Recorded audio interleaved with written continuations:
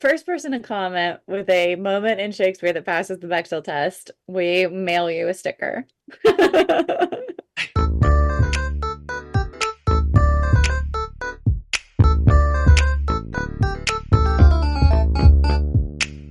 Hello, we are here at Sun Sounds of Arizona in Flagstaff, Arizona, and welcome to episode 39 of Untamed Shrews, Women Talk Theater, presented by the Flagstaff Shakespeare Festival. I'm Hannah. And I'm Dawn. And I'm Becki. Today is a casual, silly, Shrews only episode where we will be answering some listener questions and chatting through a bunch of mini topics. Yes, thank you to everyone who submitted questions and topics for the episode. But first, shrew chicken time. Who's going first? Becky, you just got back from a fabulous vacation, so you go first. Okay, so I literally this morning that we are recording landed in Phoenix from Hawaii, where I spent the week with my parents. Amazing. Yeah, they're doing they're coming to the Southwest again. They're in Lake Havasu City right now. They're going to come to Flagstaff. Then they're going to finish in Durango. But to start it all off, they first went to Hawaii. And so, wow, being their adult single child, I followed them. Yes. From tropical to arid. Yes. Yeah, adding on Hawaii was a very interesting combo here. Yeah. Well, so I don't know if it was, or I can't remember if it was specific. So they just had their anniversary, their 50th wedding anniversary. Yay! So maybe it was part of that. Yeah. So that was really nice to be able to join them and just lounge on the beach, you know? And just before that, I went to Las Vegas to see a friend who was on the touring show of Company. And then I also did a night in Cedar City, Utah to catch the Shakespeare Festival there. Wow, you really have been all around. Yeah, the past 2 weeks have been a lot. Yeah. Good, but a lot. Well, it's so funny because you started a new job and I was like, wait, did she start her new job? And I was like, technically, yes, she just hasn't been there very much. Yeah. She's been gone. And then I pieced out for a little bit. But first, Hawaii. Yeah. Uh-huh. Did you eat some good yummy food and lots of like poke and like ahi tuna. So there's like a heavy Japanese influence, at least in Oahu where we were. And this is so silly, but there's this like ice cream treat that's shaped like a fish, and it's like it looks like it feels like it's like a waffle cone, but it's like fish shaped, and it's ice cream and there's red bean paste, and that ended my days a lot of the time. Like 7-Eleven at the end of the day to grab one of those. Yeah, that sounds delicious. But then of course also tried like Polynesian and like Hawaiian specific foods as well, like poi, which is like a way to like grind up a vegetable. That was a terrible way to describe that. Hannah, when you were in Hawaii a couple of years ago, which island were you on? We were in Honolulu. Okay. And we went up to the North Shore a little bit, but mostly we were in Honolulu. That's where we were as well. Yeah. No, I tried a lot of foods that I really liked and a lot of foods I didn't. I remember specifically not liking poi very much, but then there was other things I really liked. Yeah. Yay, that's so fun. So tired, but back. Anything else? No. Oh, well, we wrapped up the summer season. I don't think we've recorded since the summer season has ended. Oh yeah, no, we haven't. Yeah, so I don't think at the time we recorded I was in Julius Caesar, but I did end up doing both shows, Merry Wives and Julius Caesar. So that was really nice to be doing both of those. Yes, thank you for doing both of the shows in the end. The juxtaposition between the two. I think I'm performing my one-woman show at the Science Fest here in Flagstaff in September. So I saw you on the list. Yeah. Gosh, I'm sure there's other updates, but my mind is jello. Yeah. Nice. Anyone else? I kind of gave you guys the debrief on my situation, which is just the opposite of Becky's. We're all stuck at home sick. So it's been a wild ride. Yeah. Yeah, I feel like, but except I'm not sick, so that's been nice. And I got to do my first like aerial class, like where I was really back. It was kind of funky. I'm actually doing half of two different aerial classes, which was very kind of Morgan to let me do, just because like baby bedtime scheduling is like so Oh. funky. So I'm actually taking the tail end of a I don't know if it's 2B or 2A. I can't remember now. But I was like, it'll just be fun review for me. I'll just come like, warm myself up and then like do skills reviews with you guys. And then I'm taking the beginning of 4A flow class. So I'm really just doing conditioning with them and not learning their routine. So it's kind of funny. I'm like, you know, like flipping the normal class pattern by doing and then just like doing pretty disparate skills levels on the same night. But I think it's going to be really good for me. It felt good just to like be in a class, taking class, hanging out with people again. And I'm also back to teaching and my 1A class is packed. So it's Mhm. super fun. So yeah, I'm having a good time. There's two little boys in my youth 1A, and they have so much energy. And every time I start class with them, I'm like, okay, like gear up, you're in for this in like 8 years. This is gonna be Blake. Just like a ball of energy. I mean, energy in the best way, but they're Yeah. super energetic and it's really fun. So I've really enjoyed getting back to the studio in a more serious way. But I feel like that's like the biggest news here. I don't have anything else really huge. That's a big. Yeah, that's big. Yeah, it feels good. It feels really good. Still, dealing with some of the postpartum stuff, but nothing that affects Ariel anymore. So that's good. Well, mine's similar. I feel like a lot of this aerial stuff. My 1A, Lero adult 1A is also crazy packed. It was so packed that we actually opened a second section of it Oh, because it was full to Cool. 10 and there was also like 5 people on the wait list. So we opened up a whole second class, which is crazy. So that's been good. Although are I you did have to teaching miss both the of those? first week because I was in Cedar City. Oh, Um, are you teaching both of the Lear 1As? so I'm teaching a youth 1A and an adult 1A, but the other adult 1A is being taught by someone else, the one that got opened. Yeah. Yeah. Um, let's see. Since the summer shows closed, yeah, I mean, big stuff for me was prepping for the Utah Shakespeare trip. So went there for the, most better part of a week. Saw 6 shows. Saw all but one, but I am hoping to get back to maybe try to see that other one we didn't see. And I'm hoping to talk about it today, but I think I saw the best taming of the shrew I've ever seen. Nice. And I'm actually like thinking about like maybe a mini episode or an episode about is Taming of the Shrew as bad as we think it is? Yes or no? Not saying I have the answer. But anyway, this was actually a very good production. So props to Utah Shakespeare for really, yeah, I really think they did a good job with what they have. So that was nice. What else? Just yeah, getting back into the swing of teaching Ariel. Jacob went back to school and being 3 months married. Things are Mhm. just really busy. But I feel like a lot of changes kind of came at me in the last few weeks. Um, I am changing up my workout routine and I got a job offer that came out of kind of nowhere. That would be another additional part-time job that I'm kind of considering doing, and which would mean a lot of like I would be just like extra busy moving things around. And yeah, so like because at the beginning of the summer, right after Jacob and I got married, I switched to block scheduling for all of my several jobs, which has really worked for me. I still answer texts and emails oftentimes when I'm technically off, but I'm getting better. So that's done. It's been really good. But yeah, now my week might even change again. I don't know. So we'll see.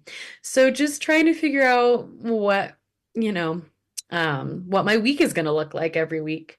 Yeah, I also feel like yeah, I've just had like a hard kind of body image few months. So I'm just hoping that maybe in the next few months I can yeah, just feel a little bit better in my body. So fingers are crossed. So Yeah. yeah, what else? Being married is awesome. Jacob's great. Not next week, but the week after is my annual trip to Tahoe with my family. Oh It's like yeah, yay. 20th anniversary, Oh wow. which is crazy. We've been going since I was a wee child. Wow. Now Cool. my nephew is 11. Yeah. So the mind be boggled. So that's exciting and that's coming up. But yeah, just looking forward to fall and the change that usually comes with the changing of a season. So, Cool. Yeah. Well, nice check-in. It's kind of fun too that we're just get to like keep chatting with each other. yes. No, And we have not actually, had a Shrews only episode in a while. I know. And the first topic we came up with came because we were all hanging out and we started talking about it and then we were like, no, this is a podcast chat for sure. Yeah. Stop talking about it. So how did it come up when we were chatting? We started talking about the Bechdel test, guys? What it was is that What? Jacob asked me what the Bechdel test was. Oh, yeah. Okay. Yeah, somehow I had brought it up. I was like, oh, Yeah. that doesn't pass the Bechdel test or something like that, Yeah, or yeah. watching a movie or something. And he was like, what's the Bechdel test? So then I told him, and he was like, Yeah. oh, and he like kind of started thinking about it. And so then when we were hanging by the pool, I was like, oh yeah, Jacob and I were talking about the Bechdel test yesterday. And then we were like, oh my gosh, wait, does Shakespeare pass the Bechdel test? Yeah. I think maybe like just kind of defining the Bechdel test, which Yeah. I I looked it up today. Did you look it oh up, good. Becky? Okay. Because I was like, I'm now realizing I have not Yeah. looked it up. So I looked it up and it was exactly what I thought when we were chatting. So I feel very, very okay. confident. It is that there are two women. It's supposed to be for movies. So there are two women Mhm. in the show Are they that, named? Is it two named women or nope, can they? Okay. two women, just Any two women. women, and that they speak to each other and that Mhm. they speak to each other about something other than a man. And that's all. And is it like a certain amount of time? And it Nope. just, no, okay. That's Wow. it. It's Great. so it's so narrow, but you would be shocked. Like when I was looking it up today, it had a list of like things that pass the Bechdel test and things that don't. Like Mhm. I thought it was so funny. Like Mad Max Fury Road like passes the Bechdel test, but Up doesn't.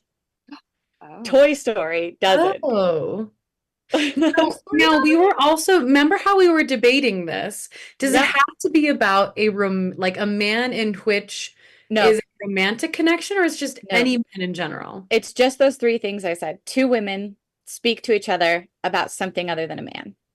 Okay. So it doesn't need to So be, so even if it's talking about a father or a brother or a coworker or yes, yeah, whatever. yeah. If they're talking about a man, doesn't count. They have to be talking about something other than a man. But there's no like length of time that it has to be. It's Right. just that they have to be two women in the show to begin with, which is really funny because I brought up the Mad Max thing to Sean and he's like, yeah, that show's mostly women. He's like, the main antagonist is a mute man, so it definitely passes the Bechdel test. I was like, oh, how cool. Maybe I need to start being a Mad Max fan. I've never seen a Mad Um, Max movie. Yeah.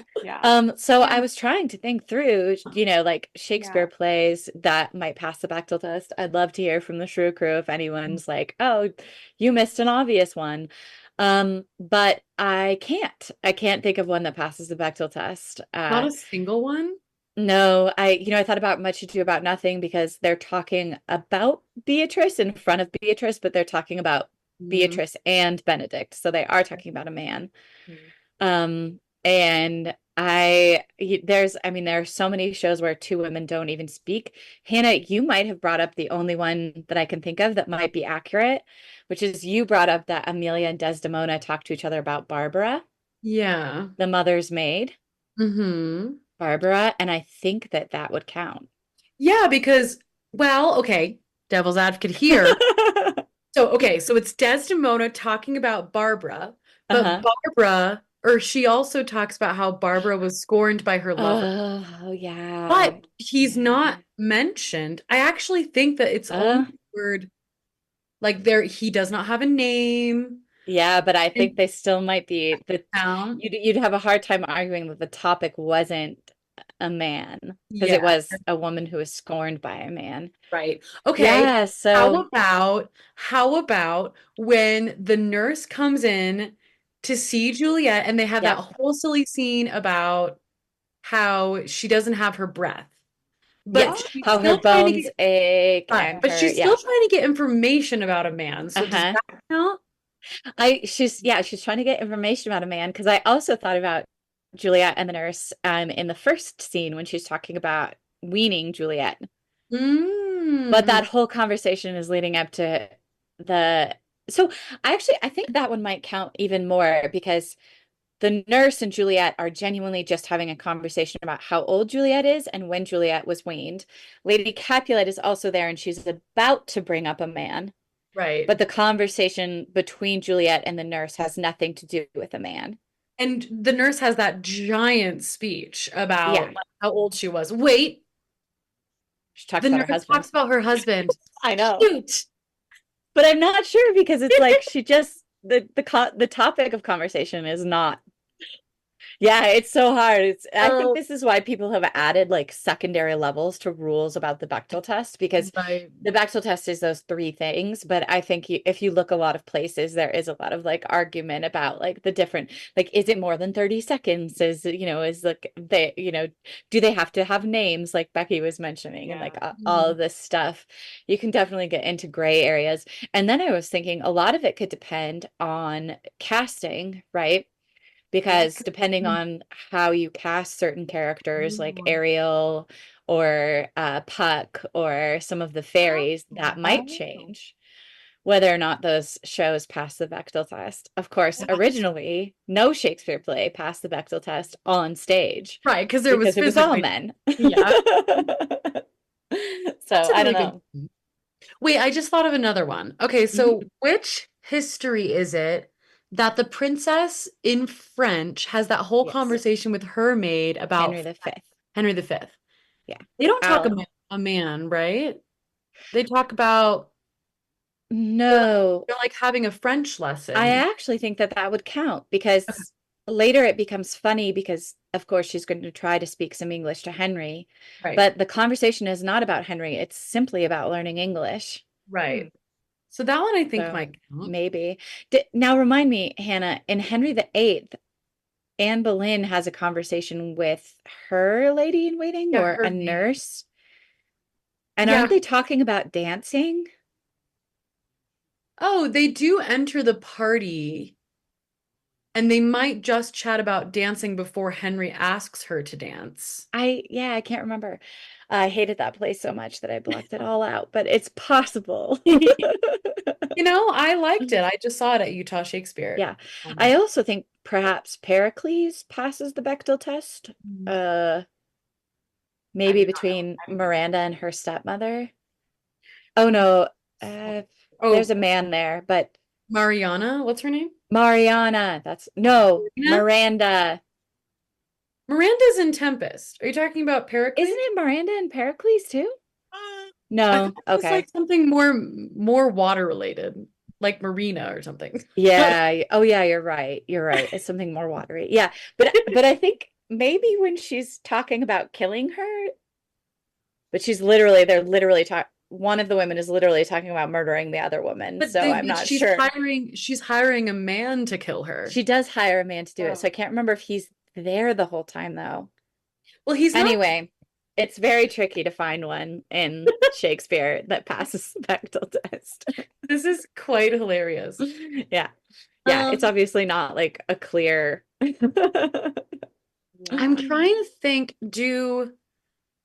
I'm just like looking at a list of play names. I mean, Yeah, there are so many sisters, right? right.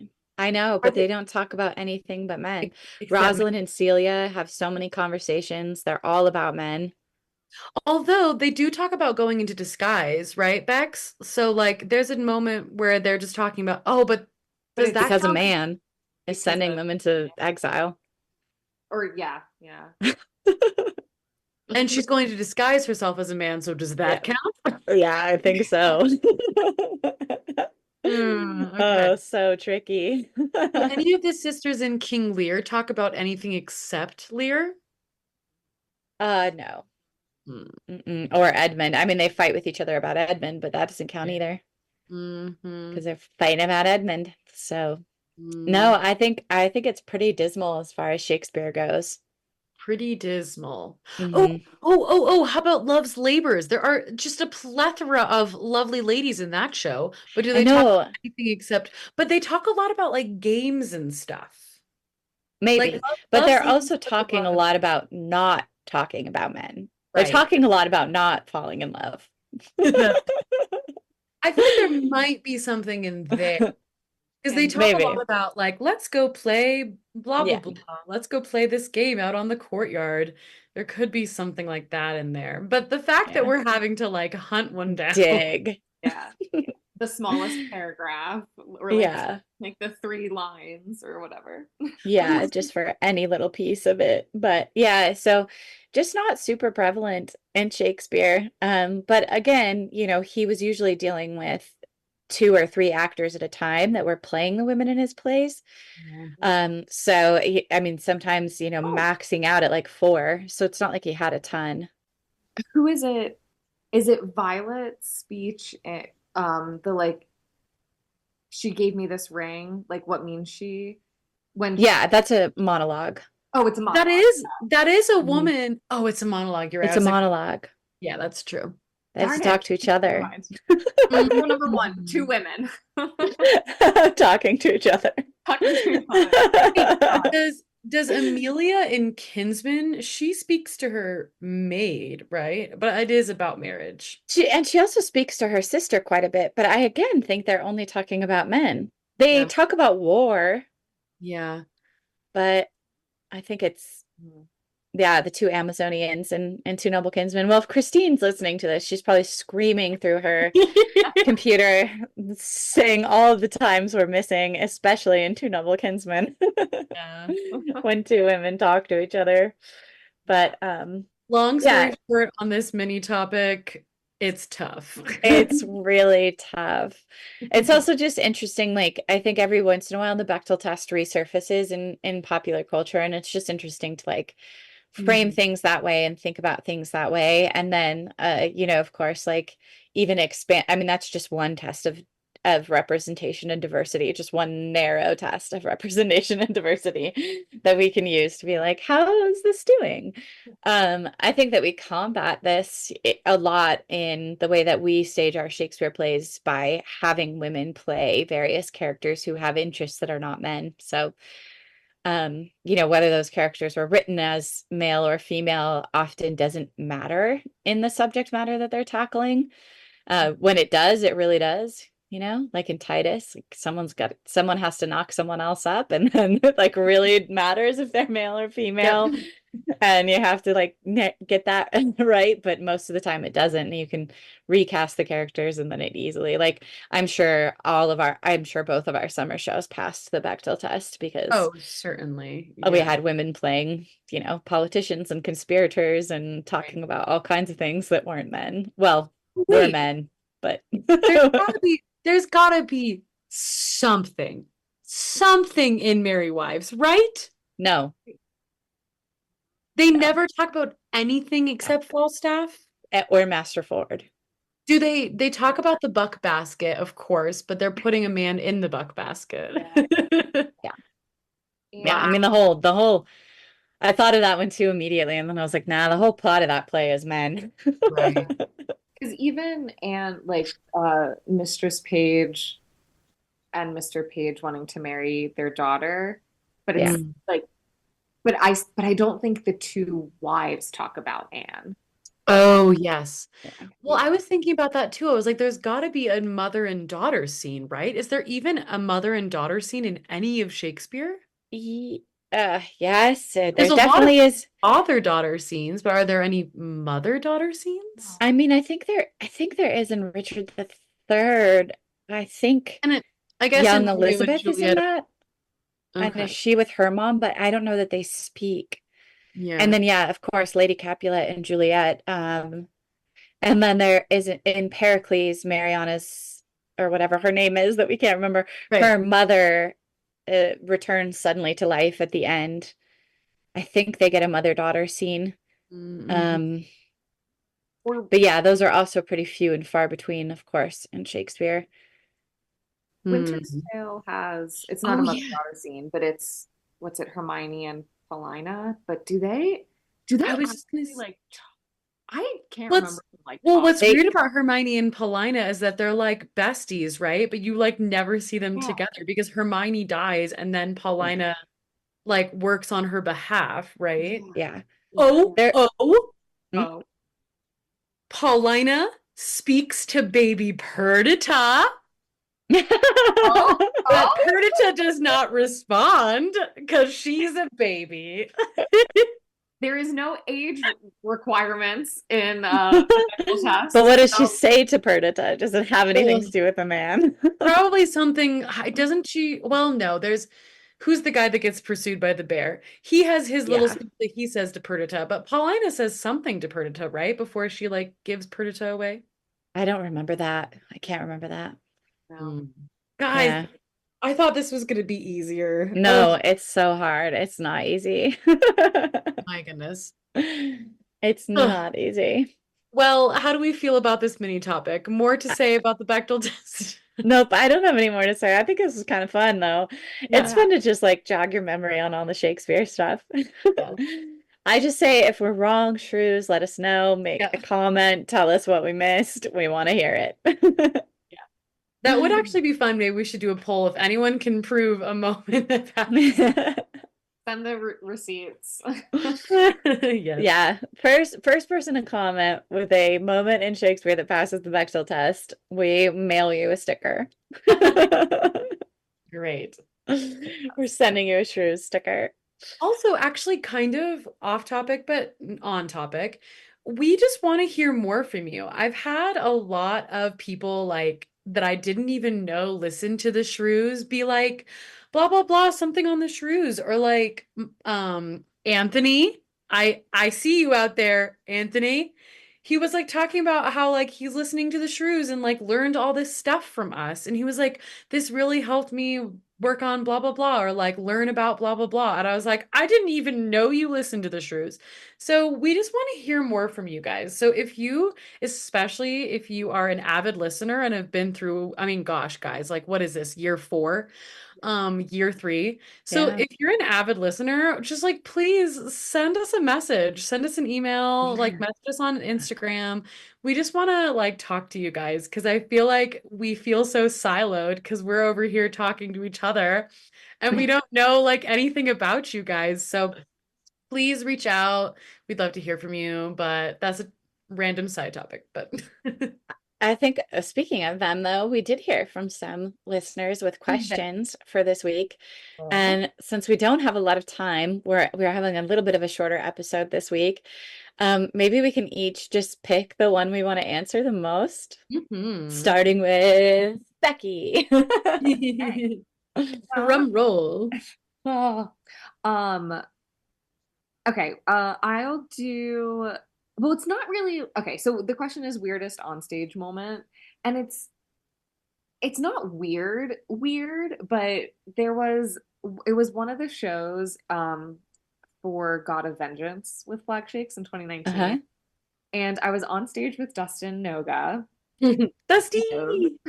And it was the two of us in a scene, and all of a sudden, like Dustin's eyes just got like red, like not hit the skin on his face. Like there was like a flash of red in his eyes.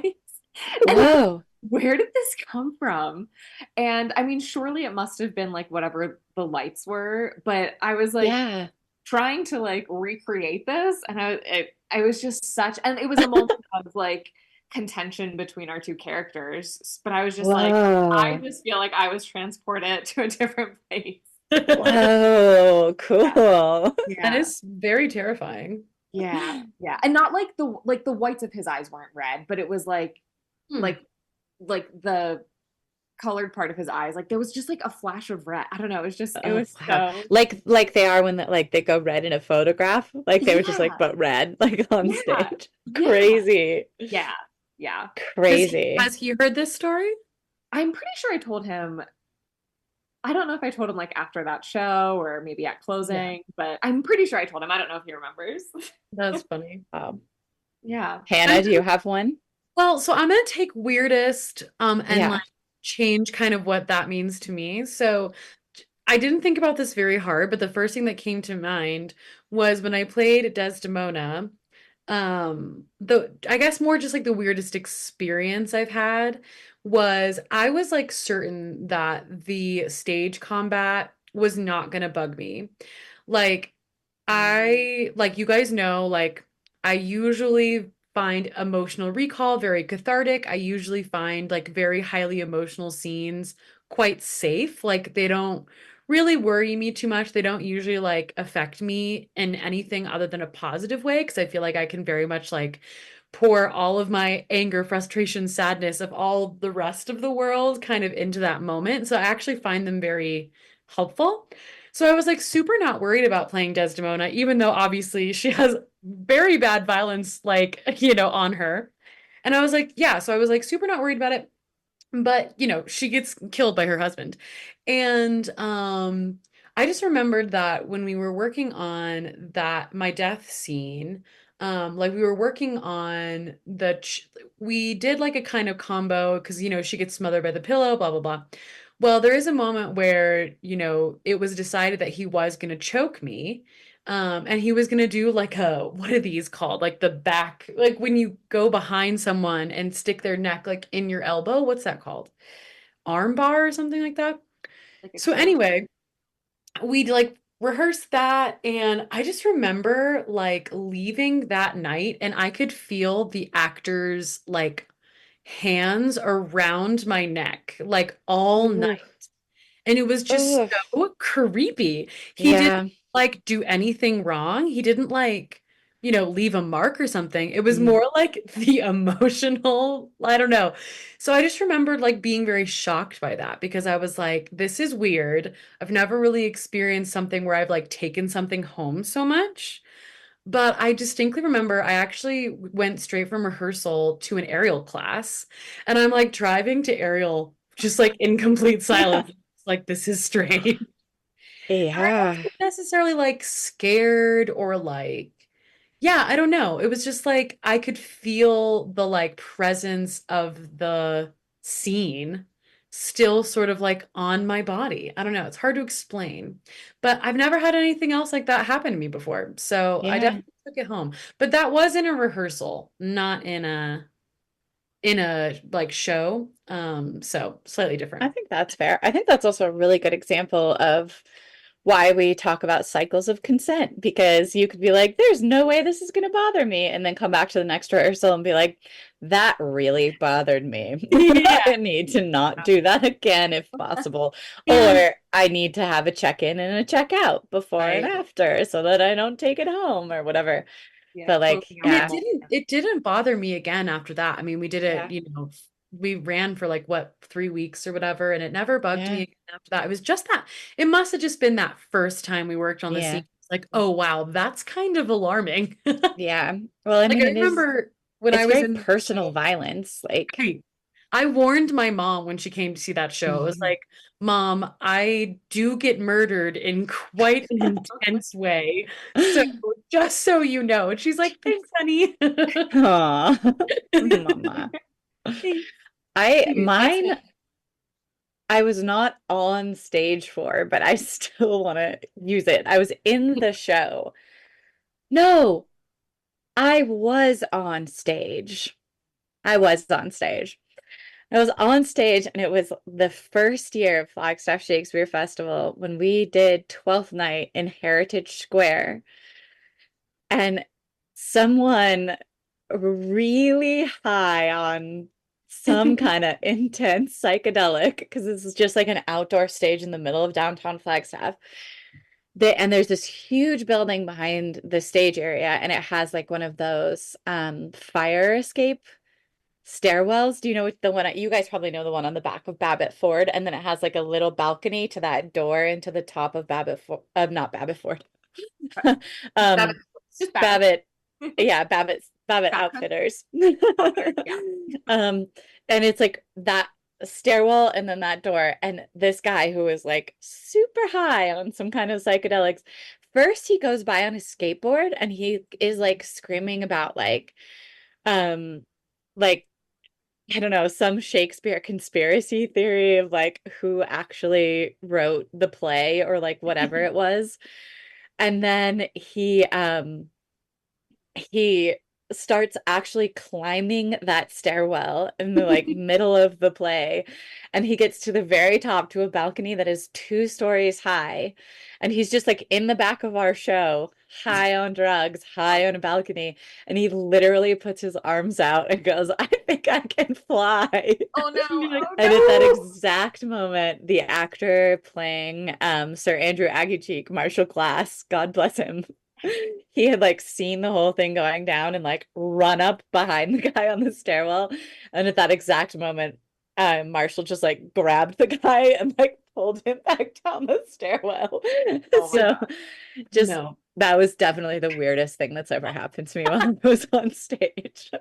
That's Because so, we all thought like that's it, he's gonna jump. Oh Like my gosh. yeah, right that's crazy. in front of you guys. Just Yeah. Scary. Yeah. Yeah. Definitely my weirdest on stage moment. Cool. Did you Hannah, you're gonna pick one? I'm gonna pick one. Mine's way Yeah. more serious. Yeah. So that first question was by Kelsey Hans. Thank you, Kelsey. This next one I really thought was a great question, but is more serious. How can theater be moving toward more environmental sustainability? I felt like this was a really good question, especially for Flag Shakes, because, and especially I feel like the three of us, like we all kind of have our own personal missions towards this, I think as well. Like I, for years, like I got this from my mom, like I have a personal, like just uh, mission to be like thrift everything. Like if it can be used and if I can get it, if it exists in the world already, I don't need to make more, I don't need to create more. So I just find a very like close connection to this question. Sorry, I was like kind of spacing there because the dogs outside were barking very loud. So I was like trying to answer the question, but I was also like kind of zoning. Um, so I think here what my answer would be is I would hope that more theaters would move towards the like less is more model, right? And it's really tough because I, out of anyone, love a beautiful costume, love a beautiful set. I think all of those things are incredible. And, you know, I appreciate those designers so much. So, how can we still create such incredible stuff but try to reuse? And I know a lot of theaters are very good at this, but like what prop can be just like repainted or touched up or like rather than buying something, or if we do need to buy something, can we thrift it rather than buying it online, like, or can we borrow it from an antique store, can we borrow it just from someone on our board, one of our actors, like does someone have that random thing we need? And it does get harder when we get to like a higher level of theater, like really high level professional theater. There's just not that much borrowing happening, right? Like no Right. one's doing that. Like you have a technical director, you have a props designer, like they just do the thing, right? That's their job. So I think it is more at these lower levels, but you know what? While theaters are at these lower levels, I feel like we should really try to be proud of the fact that we're not creating as much waste, that we are reusing. So that's really my thing is like I would assume, or my suggestion here to this question would be theaters looking into thrifting, borrowing, reusing, Yeah. I renting. remember watching a production during the pandemic from the Royal Theater. I think it was the Royal Theater Company. And it was a production they did of Twelfth Night. And it was like, you know, motorcycles, cars, a moving set that had a pool and a fountain So and that I, staircase and yeah. And I remember thinking during that show, actually, I was like, I could have paid all my actors a living wage for 50 years on whatever they spent on this Yeah. staging. But yeah. you could also look at that from a sustainability, you know, perspective because it is incredible and beautiful, but it's also not very sustainable because it's being, you know, kind of like ripped all apart for the next show. Though I would say that even in that level, I bet their technical directors are, you know, I hope at least are reusing the wood, are reusing the, you know, like And those putting that motorcycle in storage somewhere. I don't know, like I would hope that that's what's happening, but I feel like costumes actually probably get thrown away more frequently in situations like that because very specific costumes are built for very specific characters. And I bet they don't find them as easy to reuse as they do, like a movable wall. Yeah, that's a lot, but you can take off the casters and the 2x4s and and reuse it. But I feel like a lot of the costumes get built and then don't get reused And they're at built for that specific level. bodies. It just depends, like, Yeah, a I couple think years. that's something that I'm proud of that we do, and like how in Phoenix they have Costume Connection, which we've used a lot. And like here locally, we've kind of started our own version of that, of borrowing and lending things to other people. So we do that a ton at Flag Shakes. And I feel like it just makes sense for us just on our budget, but also it makes sense for us because it is sustainable. And then specifically, if you're interested in how to do this and you're doing Shakespeare or interested in Shakespeare, there is the Earth Shakes Alliance. Mhm. And so we've made some moves based on, what they recommend, which some of them patrons don't like. Like now we have all of our programs are virtual, but that is a lot of waste that we're not creating through printing and recycling and throwing out programs. That kind of takes it all out of there. You just pull it up on your phone and take a look. So things like that, I think are helpful in moving towards sustainability. What thoughts do you have, Becki? Oh, I was just gonna say a couple years ago I saw um a Shakespeare production, and at the end they did a jig, which is traditional, but all of the characters or all of the actors had a different costume for Mm. just the jig. And I was like, oh, I mean, the effect was cool, but in my mind, I'm like, what intern did you not pay more than like $100 like so that you could do that? Like, I'm just like, oh no. I mean, Yeah, Becki, I appreciate that yeah, perspective. But, like, that's nice and all, but also, yeah, like, what audition intern who like was just sitting at a table for 9 hours could have been yep, paid? yeah, yeah, yeah. yeah. That was my first thought when I saw that Royal Theater one. I was like, the salaries that could be like that could be given instead of buying this $150,000 motorcycle. I have no idea how much a Yeah, motorcycle is, yeah. but I was just like, I could have paid all my actors a living wage. Like, Yeah. why are we spending this much money to create a fountain? Like, I'm all for paying the technical director a living wage too, but like, Yes. maybe Yeah. if we didn't craft a fountain, we would have all of that money to... So I agree with you So, 100%, Becki. That's yeah. what I think of first too. Yeah. The converse, I have worked with a theater company where um that theater company saved like every prop, and Mm. like it felt like every costume piece that like came their way, they saved, and they were around or are around for like 60 plus years. Yeah. So their prop storage was Insane. like it was huge, I mean it was well organized, but it was also like, okay, but do we really need like I don't know, 18 different whatevers, like when they're Mhm. all essentially, I don't know, which I mean, good for them for not, yeah, like reduce, reuse, recycle, but I was just like, Yeah. some of it is just collecting dust though. Yeah. Very I somewhere feel in the like what's middle. Somewhere in the nice middle. about Shakespeare is, of course, you can do it with original staging practices, which means that you can cut out a lot of that. And then also so many of the props are repeats. Come back. Yeah. And there's only a couple of instances in which you need a really specific costume piece, like a donkey head or a pair of yellow stockings. So it is quite easy to recycle costumes and even props like letters, candles, poison boxes, like or poison bottles. Yeah. Yeah. Yeah, like Steins and Yeah. there's a lot of Wine the glasses. Yeah. classics that come back. Yeah. Yeah. Yeah. Well, that actually, I was hoping we'd get to one more, but I think we actually have to wrap up.